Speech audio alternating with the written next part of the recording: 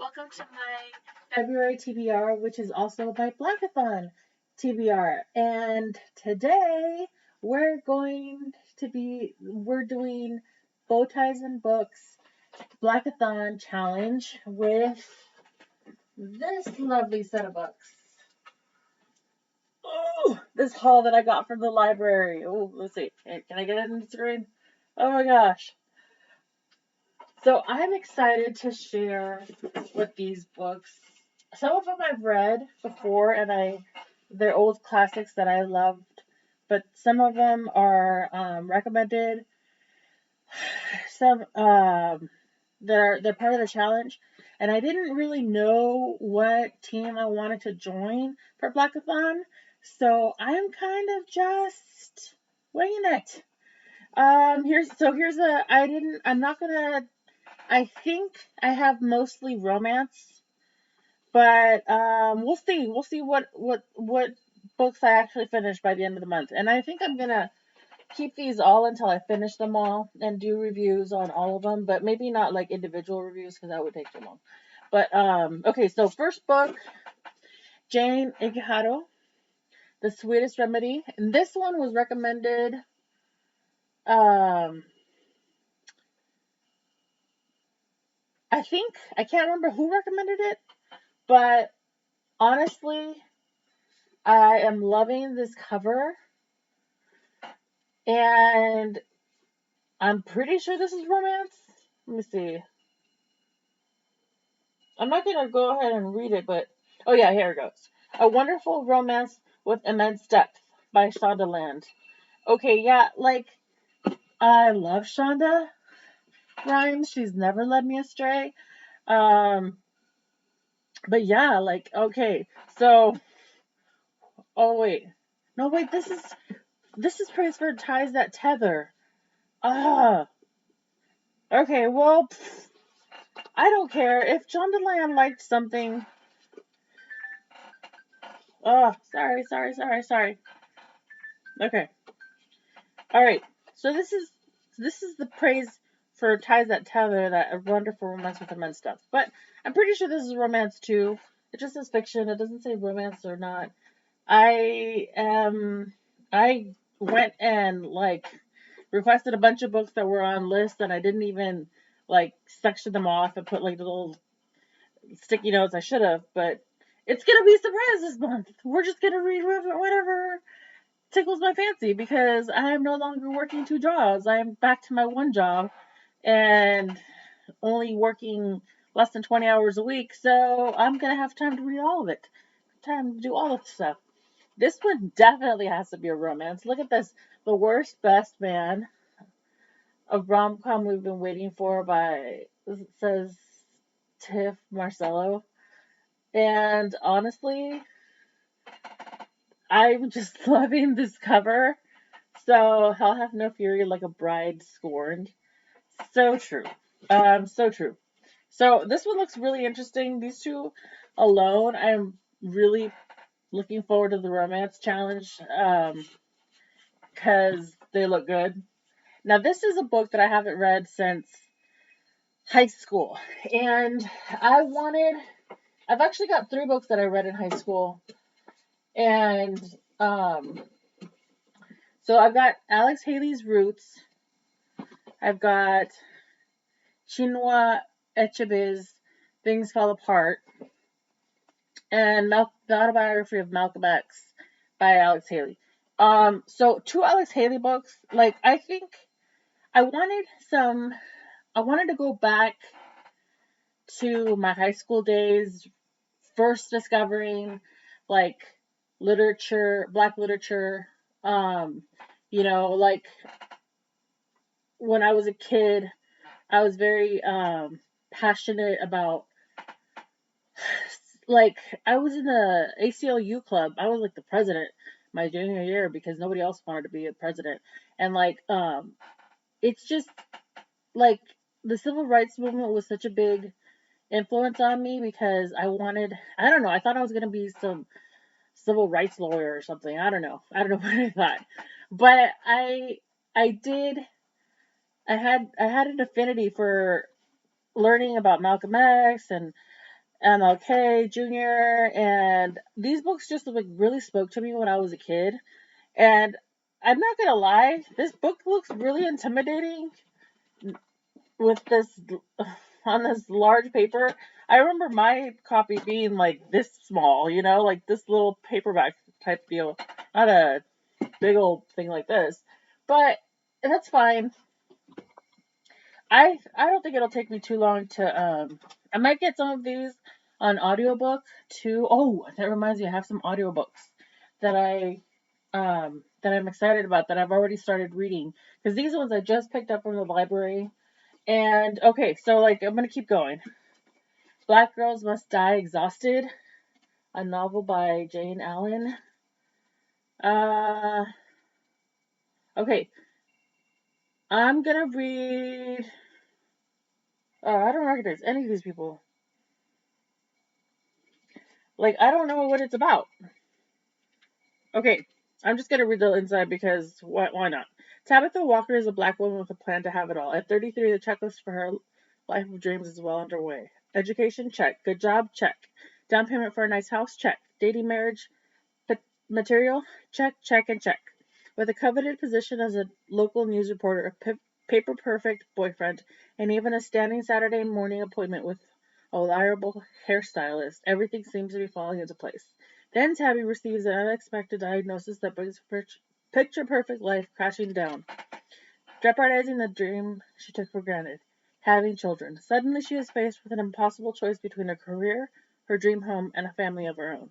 With the help of her best friends, the irreverent and headstrong Layla and Alexis, the mom jeans wearing former sexy Lexi, and the generational wisdom of her grandmother and firebrand Miss Gretchen, Tabby explores the reaches of modern medicine and tests the limits of her relationships, hoping to salvage the future she always dreamed of. But the fight is all consuming, demanding a steep price that forces a reckoning for nearly everyone in her life. As Tabby soon learns, her grandmother's age old adage might just be true. Might still be true. Black girls must die exhausted. Oh my god. I don't know if I have talked about this in my vlogs, but I have wanted to have kids, and like I am of an age where it's like it has to happen in the next 10 years or it's never going to happen. And so this I feel like is going to be very emotional for me. I mean, I'm not black obviously, but the whole fertility thing is oh my god. I'm having some problems with fertility. It's just oh my god, that's a whole other thing. Like I kind of want to cry right now because like, oh my gosh, I feel like this book was totally me. I needed to read this book, and I'm pretty sure it was on the list on Bowties and Books. Um, one of the challenges, I think. I don't know, but I'm just I'm gonna have to do a whole like reading as I'm reading type of like as I'm going along like video on this because I think I'm gonna weep. Oh my gosh. Okay, this one I'm pretty sure is fantasy. It's Skin of the Sea, Natasha Bowen, and it looks well. It looks like it looks like mermaids, right? I mean, that's what it looks like. Okay, so I'm gonna read the inside. Simi prayed to the gods once. Now she serves them as Mami Wata, a mermaid, collecting the souls of those who die at sea and blessing their journeys back home. But when a living boy is thrown overboard, Simi does the unthinkable. She saves his life, going against an ancient decree, and punishment awaits those who dare to defy it. To protect the other Mami Wata, Simi must journey to the Supreme Creator to make amends, but all is not as it seems. There's the boy she rescued who knows more than he should, and something is shadowing Simi, something that would rather see her fail. Danger lurks at every turn, and as Simi draws closer, she must brave vengeful gods, treacherous lands, and legendary creatures, because if she doesn't, then she risks not only the fate of all Mami Wata, but also the world as she knows it.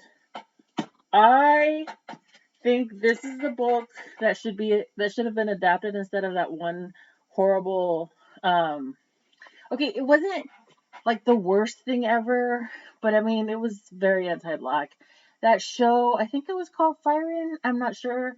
Where like it was this little Ariel looking mermaid that turned human on land, like ended up in a threesome with a white guy and a black woman. But like I liked the first season well enough, and I think I kept up with it. But the first season, but then like I saw some black bloggers on Tumblr talking about how anti-black it was for how its treatment of the black mermaid, and I think she died.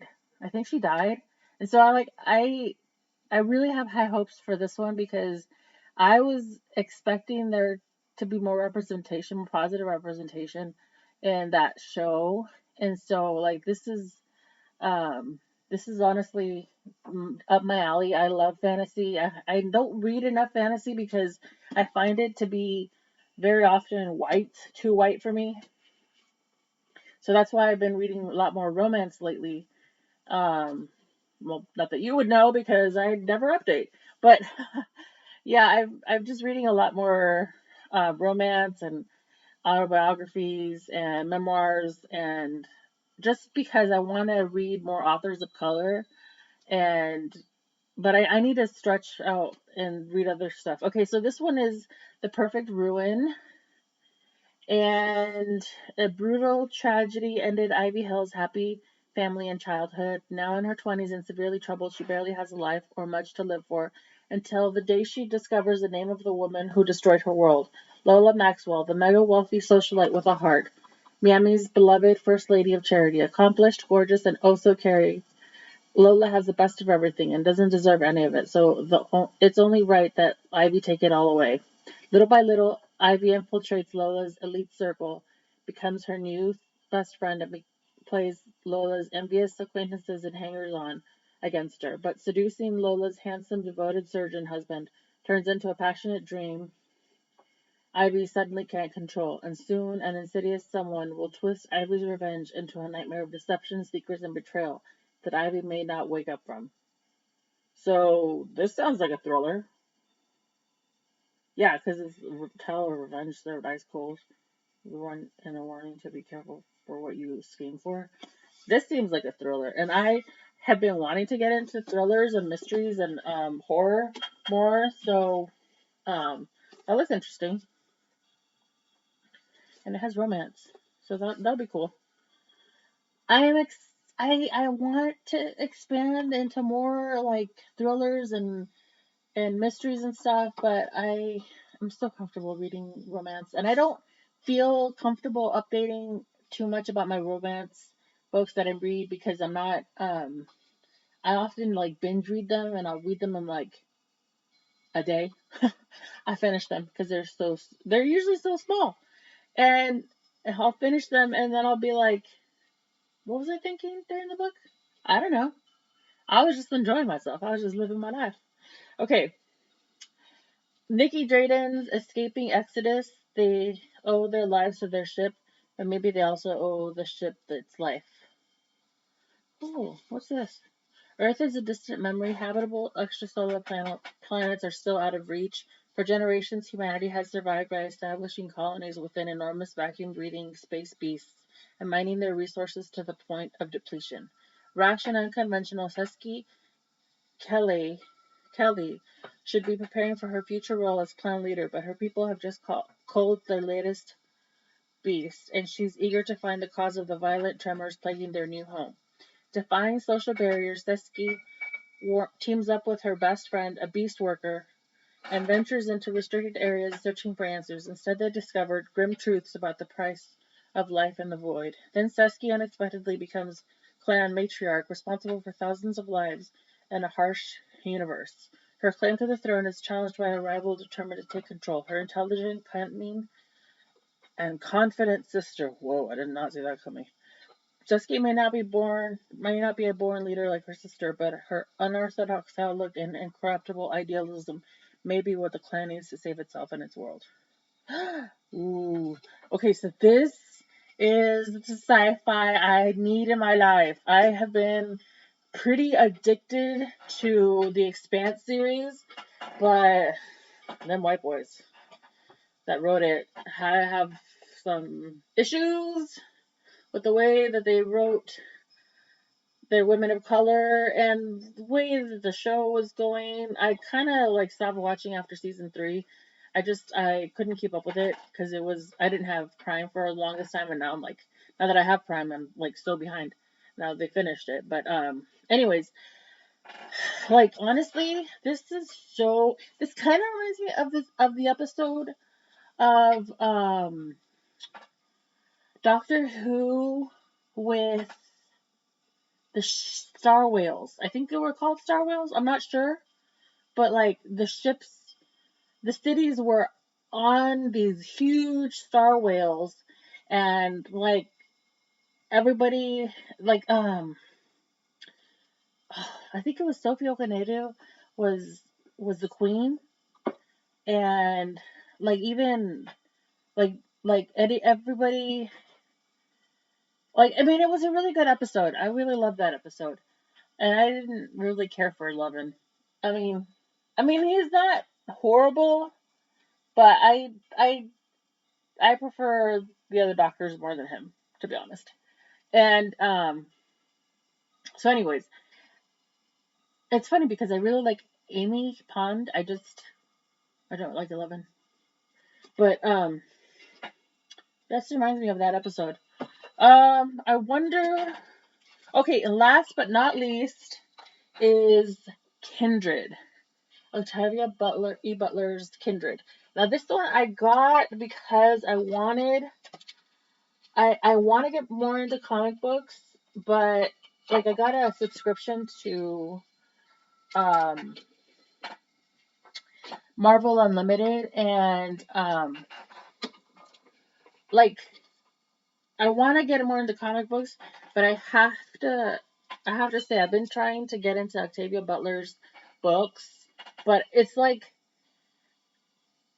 when you ever save a piece of media and be like, okay, I'm gonna watch this when I really am desperate to find something to get obsessed about. Like there's a hole, and I don't know, maybe it's an ADHD thing. I'm pretty sure I have ADHD. It's self-diagnosed as of yet, but like right now my major obsessions are Star Wars and Marvel, and it's been pretty much Star Wars and Marvel and The Expanse for the last decade. And before that, it was Star Trek and Marvel, and before that, it was just Star Trek and Orson Scott Card, and like it's just I want. I feel like right now I'm getting so fed up with Star Wars because of other issues. Like you could see my vlogs on my recaps of the Book of Boba Fett. You know, why the fandom is upsetting me, and that's a constant state of stress. But I'm excited to get into Octavia Butler's books, and I wanted to do this comic book or comic graphic novel adaptation, and because I feel like sometimes you have to read or sometimes you have to see the movie before you read the books. And I'm kind of depressed that nobody has ever adapted her stuff, Octavia Butler's stuff. Like, and like she's supposed to be like I didn't even know she existed until no lie after I'd already been in college for a few years. But I haven't read her because I was already starting to leave sci-fi because it was too wide. There was too many problems with it. Like I grew up on Star Trek where I had Uhura and Worf and um, Cisco, and like I had a lot of people of color, like Belana Torres, she's Latina, and like I had a lot of people of color in sci-fi, but like a lot of the books in sci-fi are like white people and aliens, and that's it. and it's pretty depressing. So I feel like also too slavery is kind of something that really scares me. I remember when I read um Roots, I had nightmares because like my mom ended up renting the original miniseries on VHS for me from Blockbuster or Hollywood Video, one of those two, and I I had nightmares because it was horrible. It was horrible finding out that black people had gone through this, and it's like um I think that's kind of why I'm scared of the slavery. Because I mean, I only saw 12 Years a Slave like once, and I'm like, oh my god, it's so scary. But I don't know. It's like I think that's why I'm so big into sci-fi and fantasy and romance because I'm like, give me the escapism. I don't want to know about the sad, real things that happened in history, which is funny because I used to say when I was in high school that I loved history, but I don't love it enough to keep delving into it. But I'm excited for this one. I'm really excited for this one. To It'll be my very first Octavia Butler. I mean, it's not the first one that I own. This isn't. I'm not. I don't even own this. This comes from the library, but I think I bought a trilogy of Octavia Butlers. I think. Maybe I was. I think I was there. I don't know. I went on a buying spree of books, and now I have a bunch of books that I need to read. Anyways, okay. So this is the physical end of the books. Let me see if I can get the.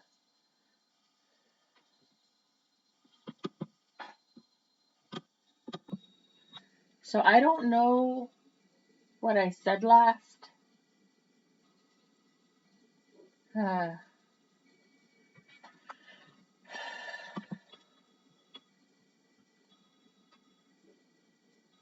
um, and it was very long. Anyways, I have like 3 or 4 more books on here.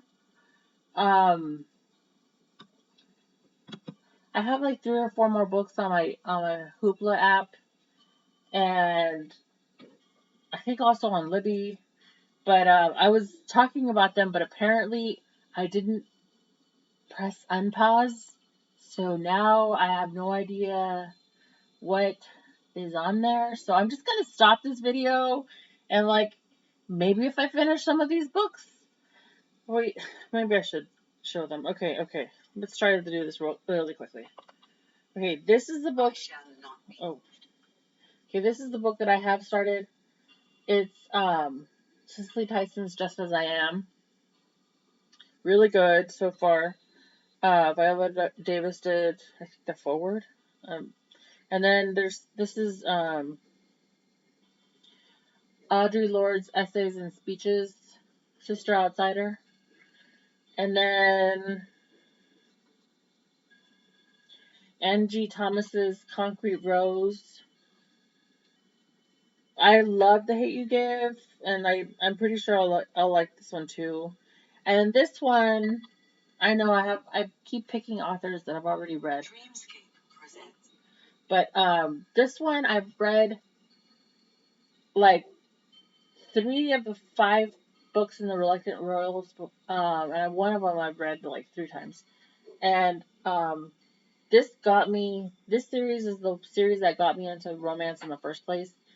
And I just got it on impulse because um, I think it was supposed to be, it was one of the prompts, but I can't remember which prompt because I'm not that organized. Oh well, but I don't know. Like it's a really short read. I think the first time I read it, it took me like a day and a half, and I didn't even go without sleep or anything. Like that's the thing about romance is that you read them so quickly. It's like um that's why I got so many because I have a lot of time now that I quit my second job. Anyways, I hope Black February Blackathon is treating you well. I'm excited to see everybody else's videos and book hauls and TBRs and all your videos. And I'm hoping I finish these books and actually post the videos in February and mid-March at the latest. But I still have books from last year that I never finished, and like I might do some of those again. Like I think the video that I wanted the TBR. I'm including it in my TBR even though I haven't checked out a copy, but it's oh god, Andrew Leon Talley's memoir, the second memoir, the one that came out lately. But I wanted to do a video on that because he died recently, and there's just may he rest in power. But like I have so much to say about how much his influence on fashion was important for the last 4 decades, and yet he never really got his due in the sense that, like, even up into the last of these last few years, like the house that he lived in wasn't really his, even though he had paid rent and like what he thought was I don't know, like payments on the house, but like somebody wanted to kick him out. I think it was. I don't know. Like it just seems so sad that somebody who had such an indelible mark in the fashion world could be treated so horribly. And I mean, it just goes to show you that that racism in the fashion industry was like. But anyways, I'm gonna save all that. I'm gonna save all that for another video because I need to talk about that and do some research. And it's just, oh, it's so sad. I was reading his book and like getting excited to read his first memoir, but what was it called? I don't know. I have like the worst memory and brain fog. Anyways, I hope you don't mind. This video was you're actually saved from a 40-minute video because I accidentally didn't unpause the video. It's only at 27 minutes right now, so that's not too bad. Anyways, please let me know what you think about book haul, my TBR, and if you've read these books, let me know. I'm gonna try to stay out of the comments. Like, just like give me a warning if it's a spoiler, because I don't want no spoilers. I haven't even researched any of these books. That's how come I don't know if some of them are romances or if some of them are like thrillers or something. I guess Skin of the Sea says teen fiction, which that's fine. And like that's a surprise to me though. But yeah, like I I'm not the type of person that does too much research into the books I read before I read them. I just like to read them and experience them and then talk shit about them afterwards. Anyways, thank you for watching and happy Blackathon.